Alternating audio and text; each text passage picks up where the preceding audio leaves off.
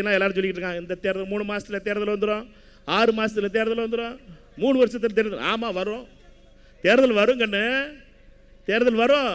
3 மாசத்துல தேர்தல், உள்ளாட்சி தேர்தல் வருங்க, சட்டமன்ற தேர்தல் வரும், இது இடைத்தேர்தல் வரும், 6 மாசம் கழிச்சு உள்ளாட்சி தேர்தல் வரும். ஆனா ஜெயிக்கிறது யாரு கண்ணு? கேள்வி அதுதானே. தேர்தல் வரும், தேர்தல் வரும், ஜெயிக்கிறது யாரு? ஏன்னா 1000 ரூபாய் 2000 ரூபாய்க்கு தான் ஓட்டு போட மாட்டாங்க. இப்ப மக்கள் காசை வாங்கிட்டு ஓட்டு போட மாட்டாங்க. இப்ப எங்கிட்ட ஓட்ட என்ன இருக்கு புதுசா சொல்றதுக்கு? திராவிட கட்சிகள்கிட்ட என்ன புதுசா இருக்கு? ஒண்ணுமே இல்லை. அண்ணன் பழனிசாமி அவர்களை பொறுத்த மட்டும் ஓட்டுக்கு இவ்வளவு கொடுக்கலாம் அப்படின்னு கணக்கு தான் போட தெரியுமே ஒழிய, அவரை பொறுத்த மட்டும் இவ்வளவு இந்த வேட்பாளர் இவ்வளவு கொடுப்பாரு, நான் ஒரு 500 ரூபாய் போட்டு கொடுக்குறேன், இந்த கணக்கு தான் தெரியுமே ஒழிய மக்கள்கிட்ட போய் புதிய திட்டத்தை சொல்ல முடியும், உங்களுக்காக போராடுவோம், உங்களுக்காக தீர்த்து வைப்போம், அந்த குணம்லாம் இல்லை அவர்கள்.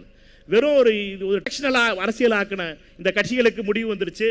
அரசியல் மாறுது. நம்மை பொறுத்த மட்டும் இதில் காங்கிரஸ் கட்சி மிகப்பெரிய அளவில் ஒற்றுமையோடு செல்ல வேண்டிய காலம். அதனால் எல்லா தலைவர்களுடைய, நான் சொன்ன எல்லா தலைவர்களுடைய ஆதரவு தேவை. நம்ம எல்லாரும் உட்கார்ந்து பேசி முடிவு பண்ணணும்.